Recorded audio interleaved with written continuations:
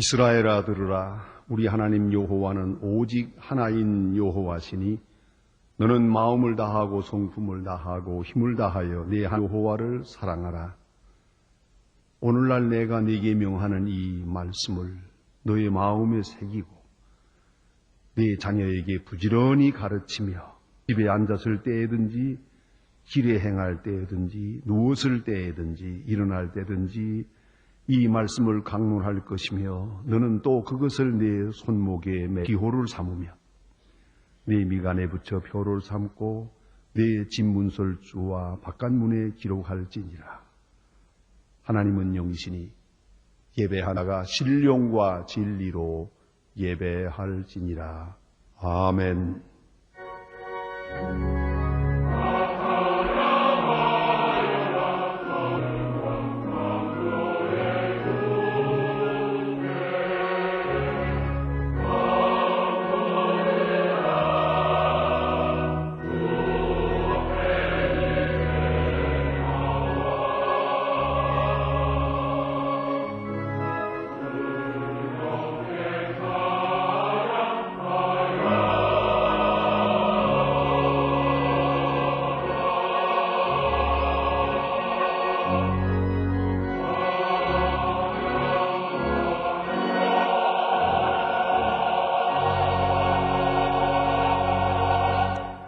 영원히 찬양을 받으실 주 여호와 우리 아버지 하나님, 그 놀라우신 능력과 은총을 인하여 주께 영광 돌립니다.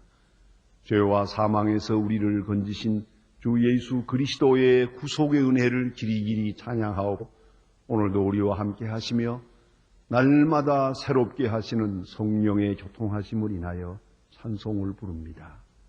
성부, 성자, 성령께 세세 무궁토록 영광이 있을지어다. 아멘. 다 같이 고백할 수 있어서 겸손한 마음으로 참회해 드리겠습니다. 긍휼이 풍성하신 아버지 하나님, 아브라함의 하나님, 이삭의 하나님, 야곱의 하나님, 그리고 우리 하나님 되신 주님, 우리와 우리 가정을 지켜주심을 감사합니다. 이 환난과 질고가 심한 무서운 세상에 살지만은 오늘까지 안보해 주시며 주의 은혜 안에 살도록 지켜주신 그 높으신 은혜를 진심으로 감사하며 특별히 개개승승 대를 이어가며 주를 섬길 수 있게 복해 주심을 감사합니다. 하나님, 그러하오나 이 시간에 주님 앞에 자복하오니 우리는 우리의 믿음의 조상들과 같이 못했습니다. 성경씀에 지시해주는 바대로 살아가지 못한 모든 부족함을 주님 앞에 자복합니다. 들려주어서는 안 될 말들을 듣고 보여주어서는 안 될 추한 꼴들을 보여주었습니다. 선한 길로 인도하지 못하고 악한 인도한 때가 많았고 주님이 보여주신 그 거룩하신 뜻을 따라 인도하지 못하고 속된 것으로 세상으로 치닫는 것을 그대 방임하며 지내왔습니다. 하나님 아버지, 불쌍히 여겨 주시옵소서. 당연히 가르쳐야 할 말씀을 가르치지 못했고 너의 아름다운 덕을 그들에게 일러 그 가운데서 양육하지 못한 것을 자복합니다. 주님, 불쌍히 여겨 주시옵소서. 우리의 마음에 어두움이 있듯이 그 어린 것들의 마음에도 상처가 있음을 고백합니다. 주님, 모든 죄에서 우리를 건져 주시옵소서. 하나님 아버지, 우리가 저들을 사랑한다고 하나 사랑의 이름으로 괴롭히기도 하며 그릇되게 행한 때가 많고 알게 모르게 실족해 하며 마음 상하게 하며 때로는 낙심하게 했던 때가 많았고 그들을 절망케 하는 그런 많은 좀했음을 고백합니다. 우리와 우리의 자손들의 죄를 아울러 고아오니 용서하여 주시옵소서. 선한 행실을 보이지 못했습니다. 착한 일하고 구제하고 봉사하는 일을 바로 가르치지 못했습니다. 가난한 자를 돌보는 일을 보여주지 못했고 곤궁의 한 자를 위로하는 모습을 보여주지 못했습니다. 함께 기도하지 않았고 함께 찬송 부르지 못했고 함께 예배하는 거룩한 일을 등한히 함을 용서하여 주시옵소서. 주여 십자가의 보혈로 속량하시고 그거 놀라운 능력으로 새롭게 하시며 주의 거룩하신 은혜 안에 우리와 우리 자손들이 함께 주님 앞에 소중하게 쓰여지는 가져도록 은혜와 축복을 도와주옵소서. 지금은 하나님과 나만이 아는 죄를 생각하며 묵묵히 참회의 기도를 계속합니다.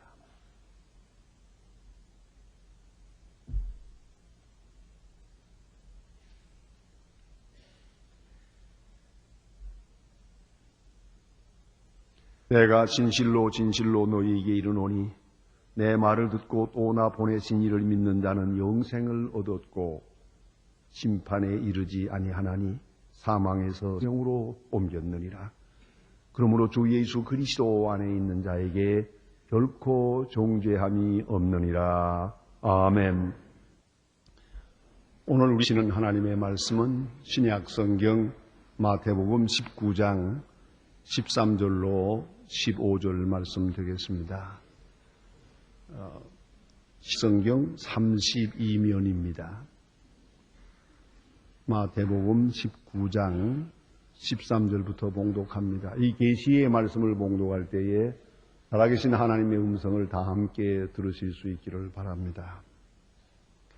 때에 사람들이 예수의 안수하고 기도하심을 바라고 어린 아이들을 데리고 오매 제자들이 꾸짖거늘 예수께서 가라사대 어린 아이들을 용납하고 내게 오는 것을 금하지 말라.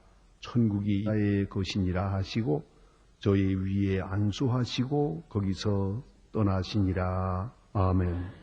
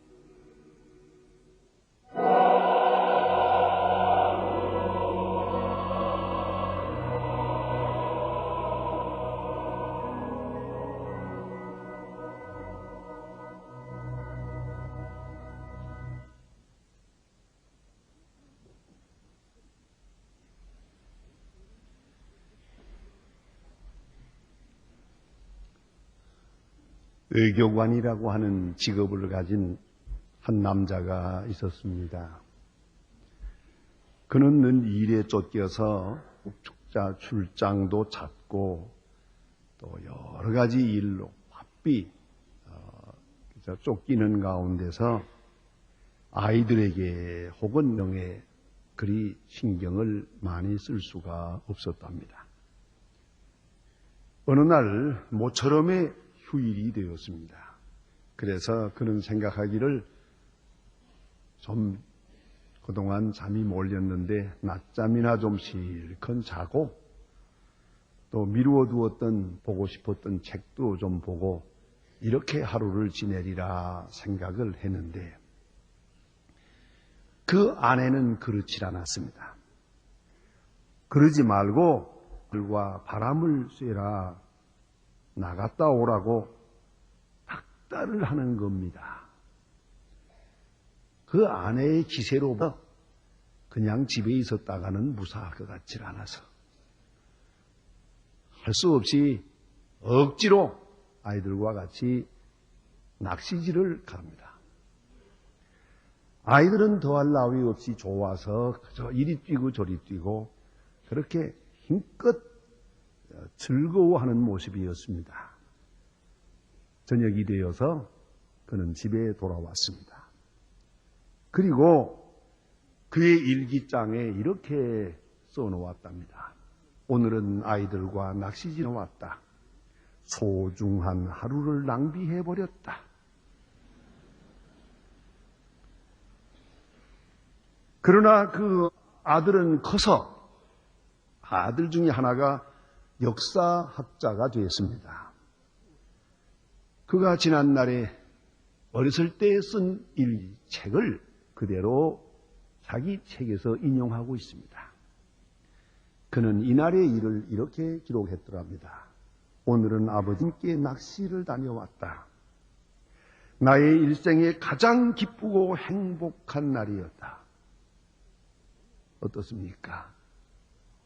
꼭 큰 사건인데 내 마음을 어디에 두느냐에 따라서 행복할 수도 있고 불행할 수도 있고 소중한 날이 될 수도 있고 낭비한 날이 될 수도 있단 말입니다. 행복이 뭡니까? 저는 행복을 입맛과 같다고 늘 생각을 합니다. 집이 좋아도 소용없습니다. 산해진 미 기름진 음식도 소용없습니다. 가장 중요한 것은 입맛이 좋아야 됩니다. 입맛을 잃고 나면은 기름진 음식의 냄새도 싫습니다. 누가 음식 먹으라고 권하는 것도 반갑지 않습니다. 입맛이 중요합니다. 음식이야 좀 부족하더라도 입맛이 좋아서 꿀맛같이 먹으면 그 사람이 행복한 사람입니다. 여러분 생활은 좀 어려워졌지만 입맛 좋게 살아야 합니다. 저희 교회 장로님 한 분이 늘 이렇게 가짜를 해보면 도대체 식사를 너무 빨리 해요. 나 시작하는데 벌써 다 먹었어요. 그래서 제가 몇 번 얘기를 했습니다. 장로님, 이건 신사답지 못하고 식사할 때는 소위 박자를 맞춰야지. 시간을 맞추어서 같이 끝나게 돼야지. 저 혼자서 이렇게 먹는 이거 안 되지 않느냐 그랬더니 목사님 저도 압니다. 그러나 음식을 입고 한 번 씹으면 맛이 있어가지고 쏙 넘어가고 마는데 그걸 어떡합니까? 자꾸만 들어오라고 그러는데 그래서 그만 이렇게 결례를 합니다. 그래서 나 당신이 행복한 데 대해서 나무라지 않겠다고 그랬습니다. 여러분 입맛 그게 바로 행복입니다. 그거의 행복이요. 건강의 비결도 여기 있고 건강의 증거도 여기 있고 행복도 입맛에 있습니다. 그래서 입맛이란 말이 곧 가치관이라는 말과 같습니다. 얼마 전에 비행기를 탔는데 잠깐 눈을 붙이고 눈을 좀 감고 졸다가 눈을 떠봤더니 구수한 냄새가 코에 들어와요. 웬일인가 하고 봤더니 바로 저만치 만든 분이 점자 보자 하니 돈이 많은 분 같아요. 그런데 남들 다 자는 시간에 거기 웨이트레스에다가 부탁을 해가지고 라면 한 그릇을 끓여 먹고 있더라고요. 그거 좀 얻어먹어도 좋겠는데. 그래서 얘기를 해봤더니 없대요. 한 그릇밖에. 그런 일이 있었습니다. 전 생각했어요. 여기 비행기에서 주는 좋은 음비하면 그 라면 싸고요. 라면 한 그릇 그 음식이 아닙니다. 그러나 이분에게는 그게 좋은데 어쩔 거요. 그것만이 좋은데 그 사람의 입맛입니다. 그건 그 사람의 행복의 수준입니다. 이걸 잊지 말아야 됩니다. 입맛은 내성성된다고 그럽니다. 4살 전에. 그러니까 어렸을 때 먹던 음식이 좋은 거예요. 인류학자들의 말에 의하면 누구나 40면 4살적 먹던 음식을 좋아한답니다. 입맛은 나이 들면서 원점으로 돌아갑니다. 그러니까 여러분 꼭 가정에서 남편에게 무슨 가족에게 좋은 음식을 대접하느라고 요리책 봐가면서 수고해봐야 말짱 겁니다. 이거 맛있고 좋은 거니 먹으라 해도 어림도 없습니다. 정말로 남편을 잘 대접했거든 이 남자가 4살 때 뭘 먹었나 그걸 연구하세요. 거기다가 초점을 맞추면 됩니다. 그때 지질이 가난해서 보리밥만 먹었거든 보리밥을 하세요. 그래야 되는 거지. 요새 찰진 음식 가지고는 안 됩니다. 뜻이 4살 때 먹던 음식으로 되돌아갑니다. 그러니 그게 얼마나 중요합니까? 예? 이것은 세계관이요, 가치관이요, 행복관입니다. 그때 결정이 나는 겁니다. 그리고 한 생을 살아갑니다. 그런데 더욱 중요한 것은 말입니다. 이것은 교훈으로 되는 것도 아니고 가르쳐서 되는 것도 아니고 명령해서 되는 게 아닙니다. 그저 모방하고 따라서 배우는 겁니다. 이것은 좋은 음식이 먹어라, 이것은 안 된다, 저게 좋다. 그게 중요한 게 아니에요. 아무리 얘기해도 소용없습니다. 아버지 어머니가 스스로 잡수셔야 됩니다. 그걸 보고 아이들은 먹습니다. 입맛이 따로 없답니다. 걔들은 아직도 입맛이 생기지 않았기 어른 나름대로 요거 좋을 거다 안 그래요. 늘 보면은 요만한 게 좋을 거다 생각하는데 아이들은 엉뚱하게 이상한 걸 좋아해요. 그런 거로 입맛은 형성되지 않았습니다. 이제 아버지 어머니가 뭘 좋아하는지 그걸 보고 보는 겁니다. 듣고 배우는 것이 아니라 보고 느끼고 배우는 겁니다. 그러니까 아버지 어머니가 이걸 좋아하는구나 생각하면 나도 따라서 좋아. 그것뿐입니다. 그런데 나는 하지 않으면서 너만 이거 먹어라. 그건 안 되는 겁니다. 그게 문제가 있는 것이에요. 자, 가령 억압 속에 자란 사람은 말입니다. 커서 독재자가 된답니다. 자유 없이 자란 사람은 결국은 한평생 위선자가 됩니다. 진실하게 자유롭게 활짝 피어서 자라야 한평생 행복한 생을 살아갈 수 있는 것이옵시다. 이 점을 생각해야 합니다. 가치관, 행복관, 인생의 철학이 바로 어렸을 때 부모님께로부터 그대로 물려받게 됩니다. 이것을 한평생을 삽니다. 그래서 예수님 말씀하십니다. 실족해 하는 일이 없을 수 없으나 실족해 하는 자는 화가 있을지라고요. 화가 있을지라. 그래서 실족해 할 바에는 차라리 연자맷돌에 달리우고 깊은 바다에 빠뜨리우는 것이 나으니라. 예수님의 논리대로는 가장 큰 죄가 실족해 하는 죄입니다. 먼저는 내가 짓는 죄가 큰 죄입니다. 그러나 두 번째 죄는 다른 사람 죄짓게 하는 죄입니다. 난 아무 일도 하지 않는 것 같습니다. 그러나 알게 모르게 다른 사람 죄 지게 만들었습니다. 요새 말로 말을 바꾸면 죄, 원인 제공죄입니다. 조용한 가운데 말없이 많은 사람들을 범죄케 합니다. 나 하나 때문에 다른 사람이 죄에 빠집니다. 시험에 빠집니다. 잘못됩니다. 이것은 범죄케 하는 죄입니다. 세 번째, 가장 무서운 죄는 어린이를 실족케 하는 겁니다. 아무것도 모르는 키 없는 어린아이들이 그 마음에 먹칠을 하고 그들을 잘못되게 하는 겁니다. 천사의 모양과 같은 귀한 어린이들을 악마의 자식으로 만든단 말입니다. 이처럼 무서운 죄가 없습니다. 그들에게 우리는 무엇을 보여주고 있습니까? 저는 그런 실제적으로 그런 걸 보았습니다. 어느 대학에 있는 여자 교수님인데 지금 꽤 나이가 많은 노처녀입니다. 그가 지난 날을 회고하면서 하는 말입니다. 자기가 중고등학교, 대학 다닐 때 아버지 어머니를 보았답니다. 별로 다투는 일도 없는 것 같은데 가만히 보니까 저렇게 살 바에는 왜 살아야 하나? 참 답답한 사람들이다 생각했대요. 왜 저렇게 살아야 하나? 이게 가정이냐? 이것이 남편과 아내냐?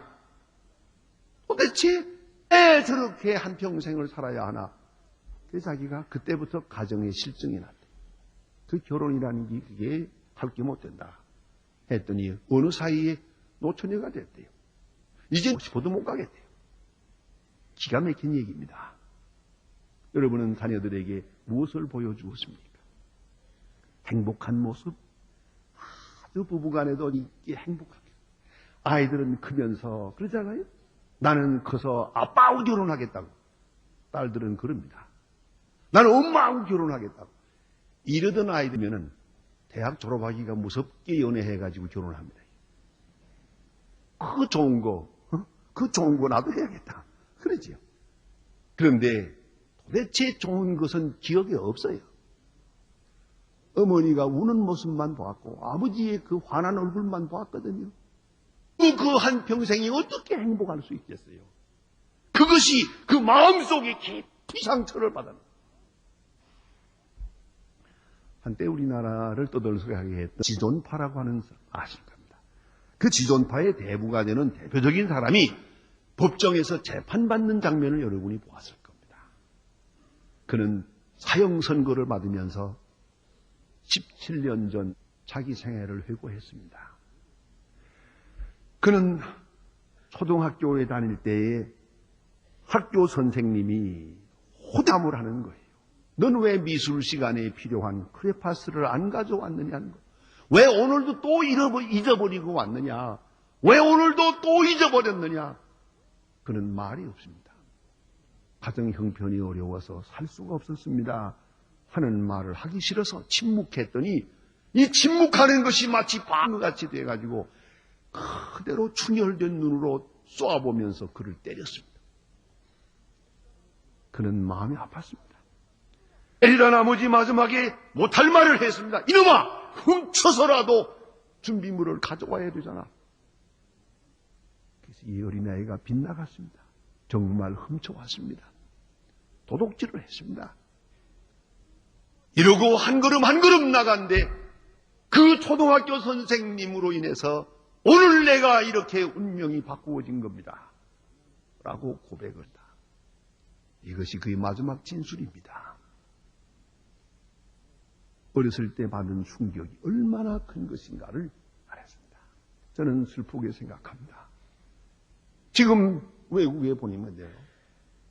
3분의 2가 청년들, 청소년들의 3분의 2가 부모에 대해서 좋은 생각을 못합니다. 아버지, 어머니가 자기들을 버렸습니다. 그래서 희한 겁니다. 제가 어느 미국 교회에 가서 보니까 어머니 주일날 어머니 주일 행사를 못하는 걸 보았어요. 어머니 주일은 미국서 시작했는데 왜 못하랬더니 이 가운데 어머니라는 말만 나오면은 속에서부터 분통이 터지고 이를 갈게 될 사람이 절반이 넘는다 그래요. 기가 막힌 얘기입니다. 이 사회가 이래서 어두운 겁니다. 그 어린이들에게 어렸을 적부터 말할 수 없는 아픈 상처를 주었습니다. 그들은 그 상처를 안고 한평생을 살아갑니다. 이 중요한 것은 이 모든 일이 다 나도 모르게 이루어지는 일입니다. 별로 생각 없이 한 말, 아무 생각 없이 한 행동, 쉽게 한 일들 하나하나가 그대로 현실로 나타나고 있는 거예요. 그런 거로 오늘 성경은 우리에게 말씀합니다. 무엇보다 중요한 것은 생명에 대한 존엄성입니다. 요새 아이들은 진화론적 차원에서 생명을 이해합니다. 그것이 문제예요. 또는 도덕과 윤리의 높은 가치를 이해하기 전에 먼저 소위 말하는 생본능에 대한 것부터 먼저 알았습니다. 그래서 내가 세상에 태어났다고 하는 것은 무책임한 사랑 행각의 결과로 나는 세상에 실수로 태어났다. 부모는 나를 근본적으로 귀찮게 여기는 것이다. 그렇게 생각하고 삽니다. 이제 그 자녀가 어떻게 되겠습니까? 깊이 생각할 문제입니다. 바꾸어 말해서 부모님들이 말합니다. 내가 너희들을 낳기 위해서 얼마나 기도했는지 아느냐? 너 낳았을 때 얼마나 하나님 앞에 감사했는지 아느냐? 생각하기에는 하나님이 우리에게 주신 축복 가운데 제일 큰 축복이 바로 너희들이다. 너희들을 하나님께서 우리 집에 주신 것이다. 가장 큰 행복이 너희에게 있다. 너를 볼 때 행복하고 너를 생각할 때 행복하고 삶의 보람이 너희에게 있다. 이렇게 생명 근본 자체에 대한 가치를 높이 평가할 때 그들은 넉넉하게 세상을 바르게 살아갈 수 있는 것이옵시다. 또한 주의 이름으로 영접하라 하는 것이 성경이 주는 교훈입니다. 내 자식 내 마음대로 하는 게 아닙니다. 주의 이름으로 주님이 보내주신 소니까 주님의 이름으로 키워야 합니다. 소중하게 기도하며 양육해야 합니다. 독일의 어떤 초등학교 교장 선생님은 연세가 높은 분인데도 아이들이 학교에 나오는 걸 보면 그 어린아이들에게 모자를 벗고 종교 인사를 합니다. 늘 모자를 벗고 인사. 왜 그렇게 하십니까? 얘들이 자라서 대통령도 되고 학자도 되고 다 훌륭한 사람이 그런 거로 나는 저들을 존경하노라. 이렇게 인사를 했는데 그 인사받은 어린이 가운데 하나가 바로 종교개혁자 마틴 루터입니다. 여러분 그것을 잊지 말아야 합니다. 자녀들을 아주 소중히 주의 이름으로 영접해야 할 것이고요. 또한 주께로 인도해 내게로 인도하는 게 아니고 사회로 인도하는 게 아니라 주님께로 인도. 오늘 성경 말씀대로 아이들을 데리고 주님께로 나와서 예수님을 보면서 보아라. 저 어른을 보아라. 우러러보라. 저런 분을 본받으라. 저런 분에게서 배우라. 저런 분을 존경하라. 저런 분을 사랑하라. 저런 분에게 순종하라. 이렇게 했더라는 얘기예요. 오늘 본문을 자세히 보면은 어린아이들이 저희들이 나온 게 아니에요. 저들이 나올 수가 있나요? 저들은 아무것도 몰라요. 이제 어른들이 얘들의 손을 잡고 예수님께로 나온 것입니다. 그 점을 깊이 생각해야 합니다. 예? 그러니까 함께 나왔지요. 저는 유아세례 세례문답 그 서약하는 그 서약문에 있는 말을 늘 소중히 생각합니다. 이렇게 묻습니다. 이 어린아이를 위하여 기도하며 어린이와 함께 기도하겠느뇨. 어린이를 위하여 기도하고 어린이와 함께 함께 기도하고 함께 성경 보고 함께 예배하는 것. 이게 중요한 것이에요. 우리는 어린이들을 주님께로 인도하는 그 길밖에 없습니다. 그리고 주님이 그에게 복을 주십니다. 주님이 말씀하시고 주님이 인도하시고 주님이 책임져 주시고, 그리고 어린이는 주를 찬양하는, 주를 섬기는 자로 자라나게 될 것입니다. 여러분, 그리고 특별히 생각해야 할 것은 우리가 절대로 표본이 아닙니다. 한 사람이 못 되지 않습니까? 그런 거로 나를 닮으라 할 수 없고요. 그 누구를 닮으라 할 수 없습니다. 오직 주님. 주님을 인도해야 합니다. 12살 된 어린 예수를 보십시다. 그가 성전에서 뭐라고 합니까? 내가 내 아버지 집에 있어야 할 줄을 아지 못하셨나이까. 참 귀한 말씀이요. 하나님은 내 아버지. 벌써 그렇게 깨닫고 있어요. 그리고 내가, 이 교회는 내 아버지 집입니다. 여기가 행합니다. 이렇게 키웠더란 말입니다. 그렇게 가르쳤어요. 시카고 대학 유명한 교수인 벤자민 볼룸하는 유명한 교수님의 그런 연구가 있습니다. 유명한 학자들, 예술가들, 음악가들, 운동선수까지 대표적인 훌륭한을 120명을 연구해보고 이렇게 결론 짓고 있습니다. 첫째, 자녀들을 가르칠 때는 많이 칭찬하라 그랬습니다.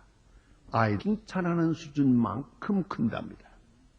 칭찬 속에서 자기 존재의식을 느낀답니다.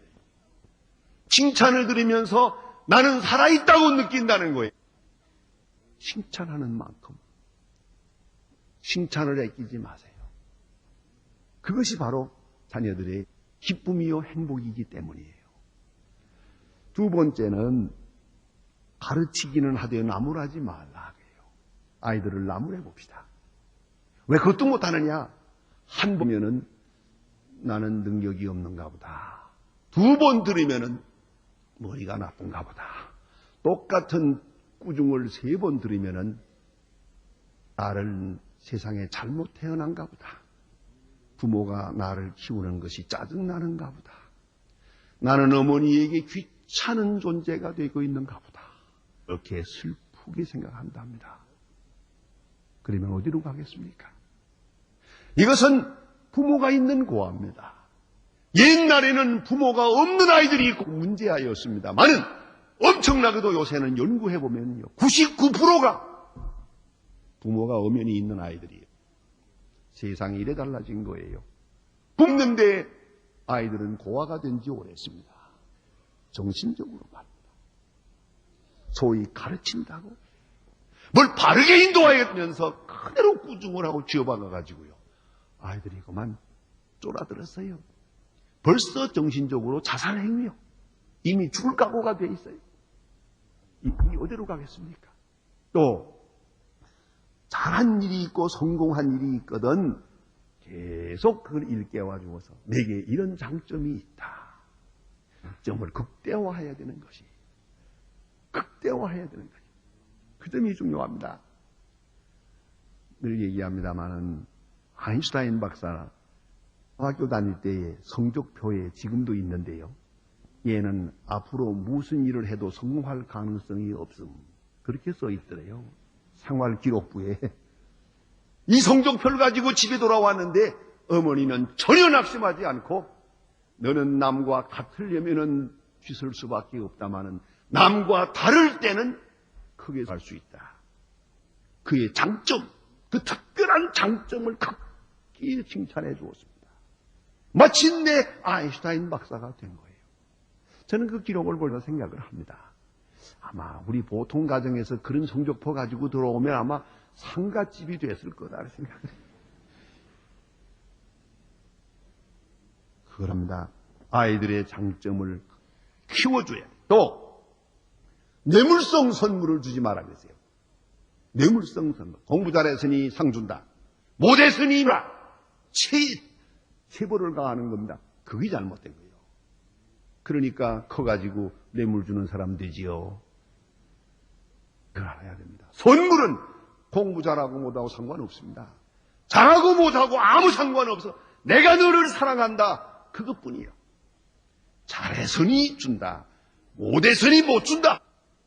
바로 여기에 그들의 운명이 달라지는 것이에요. 이런 뇌물성 선물은 절대 금물이랍니다. 그리고 우리는 그들을 그리스도에게로 인도하고 주의 사람으로 키워야 합니다. 그리고 주 안에서 자아는 긍지를 가지고 자랄 수 있도록 자유함을 줘야 됩니다. 볼티모어에 빈민굴이 있습니다. 아주 불쌍한 어린애들이 있고 형편없는 알코올 중독자요, 아편 중독자요, 그런 형편없는 곳을 사회학자가 연구해보고 결론을 내리기를 여기서 자라는 아이들은 영원히 소망이 없으랬어요. 25년 후에 조사해보니까 그 180명 가운데서 그 가운데에 무려 176명이 훌륭하게 변호사, 목사, 학자, 과학자들이 됐어요. 어떻게 됐는가 했더니 거기에 여자 선생님 한 분이 있어요. 25년 동안을 그 마을에 살았어요. 아이들을 가르쳤어요. 그리스도에게로 인도했어요. 기자가 물을 때에 그런 대답했습니다. 난 그들을 사랑했을 뿐입니다. 여러분, 부모가 잘못돼도 상관없어요. 아버지가 잘못된 건 없어요. 누구 한 사람, 나를 사랑하는 그리스도인이 있을 때 딱 한 사람만 만나도 그 사람 때문에 바르게 되는 것이에요. 소망을 얻는 것이에요. 이걸 잊지 말아야 합니다. 그리스도에게로 인도하고 그리스도의 사람을 만나게 될 때 거기에 진정한 구원의 역사가 있고 축복의 길이 있는 것이옵시다. 기도하십시다. 하나님 아버지, 오늘도 주께서 저희를 부르셨습니다.